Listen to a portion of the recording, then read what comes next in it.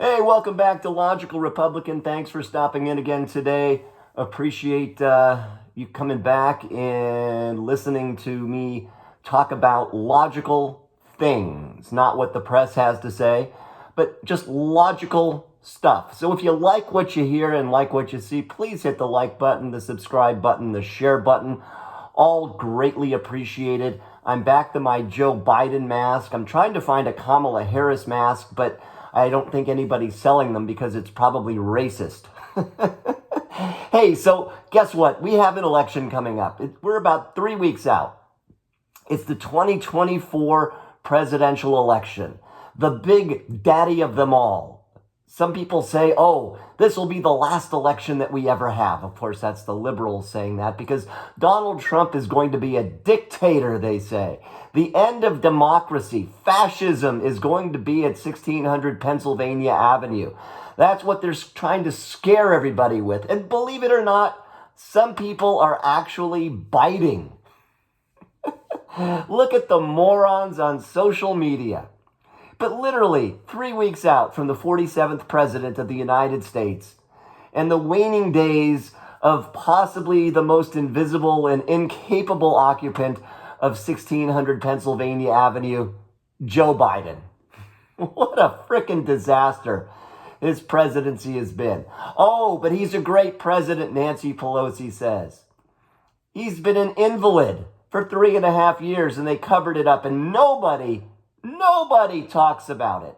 Nobody, no liberal journalist has said anything about the cover-up. Not one.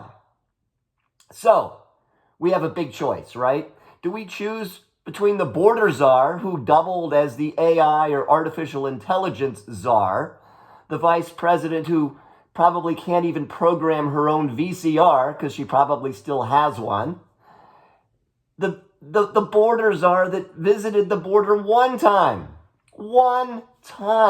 during her czarism, until she was finally forced to make a trip within the last month to appease the press and those that were calling her out on the illegal immigration explosion during the Biden-Harris years. But of course, she's not responsible for that. It was actually Donald Trump, because Donald Trump helped veto a nonpartisan or bipartisan bill, she said. How the hell did Donald Trump, a private citizen, outpower the sitting president and vice president? How?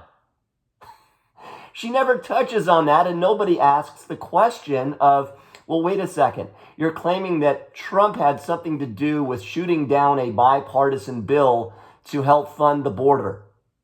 How? He's a private citizen. Oh my God. So anyways, how's Donald Trump going to win? Well, when Donald Trump won the election in 2016 over Hillary Clinton, the liberal press was stunned, shocked, absolutely shocked. Jake Tapper was shell-shocked on CNN. I thought he was going to piss his pants.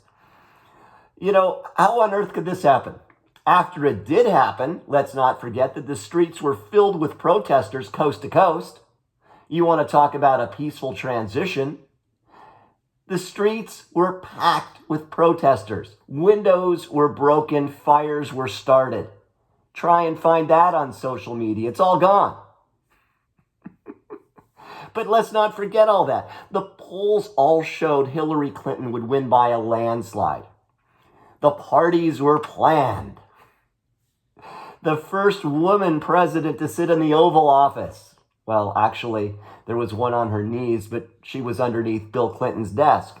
The polls were all aligned, with Hillary getting 270 electoral votes before Donald Trump. Even with all the variables factored in, she was going to win. The balloons were filled with helium and the champagne was on ice.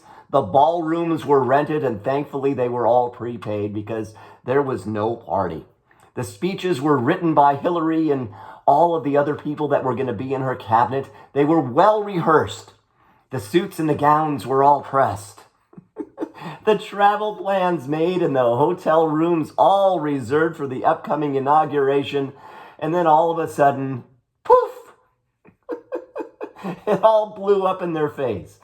TV shows, columnists, documentary filmmakers were all now in scramble mode and needed to pivot away from, gee, what a wonderful thing we just experienced. Hillary Clinton is our first woman president, to, holy crap, something horrible just happened. We lost. How? How did that happen? Well, let me tell you how this all came to be and how it might pan out again in 2024. The liberal and woke media bash Trump.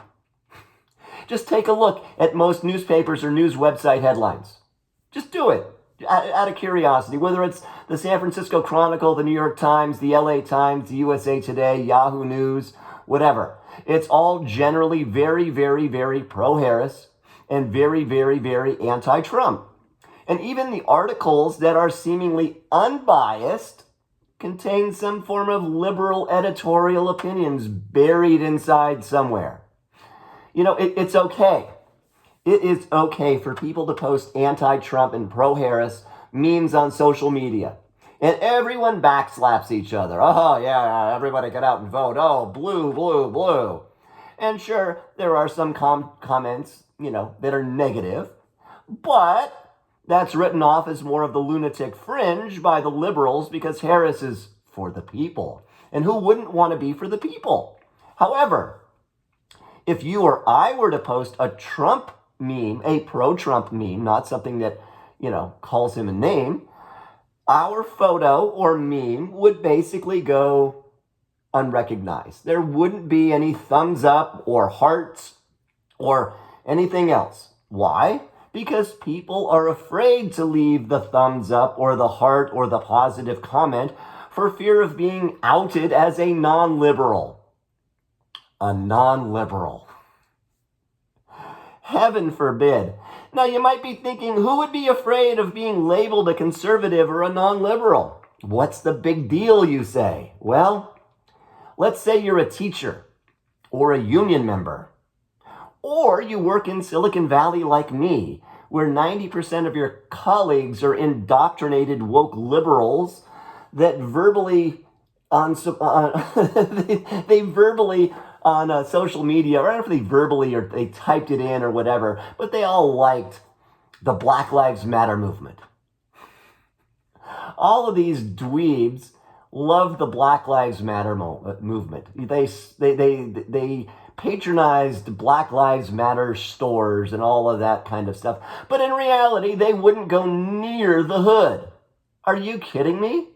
These guys would get their ass kicked. They cross the street when more than one black person is headed in their direction on the sidewalk. But you know the type. You know the type I'm talking about, right? That they went to a liberal arts school. Their jeans and their shirts are just a little too tight, that half size too small. They wear the throwback sneakers to look cool. And then they probably even have that little wussy beard. You know the type I'm talking about. And the women, the radical, bent out of shape women in tech that feel diminished because they always feel slighted on any comment. Any comment against them, any comment in any conversation, a joke or a statement, they're slighted. HR, hello, HR, I'm being discriminated against. So that's why you'd be labeled in the hallway, at the coffee machine, in the cafeteria. Oh, here comes that a-hole Republican. He's a conservative. He doesn't like Kamala. He's bad. Just bad. A bad person. Horrible person. You'd feel the sneers. And then when you go to your car in the parking lot, you'd see a big scratch on the door. Oops, sorry. This is why there's a very good chance Donald Trump will win November 5th. It's because people like me won't share their opinion to the pollsters on the phone because I don't know who you are. I don't know you. I can't see you. I can't see your credentials. The boiler room you're calling in, where is it exactly? I don't know. Because why? Because you're using a Google fake phone number to call me. You're not calling from down the block. You're not calling from an office building with a real phone number. You're calling me from a fake number. I don't know where the information goes. I don't. How can I know, right? But you clearly know who I am because you have my phone number, which is not a fake Google number. So no, I am not taking your survey, and I'm not going to be part of the statistics in your poll that show who is going to win or who feels what on certain subjects. And with people like me not participating in the polling and the surveys, the results get skewed. Yes, they do. Because the liberals are more likely than people like me or you to agree to answer the questions on the issues and the and the candidates. So, because of all of this, don't be surprised on the evening of November 5th when you tune into CNN and Anderson Cooper has to find his composure, clear his throat, blot his teary eyes, and say, the 47th President of the United States is Donald J. Trump. Hope you like what you see, like what you hear. Hit the like button, the subscribe button. If you'd like to share it with somebody to piss them off, do that as well. Hopefully we'll see you again here tomorrow. Ciao.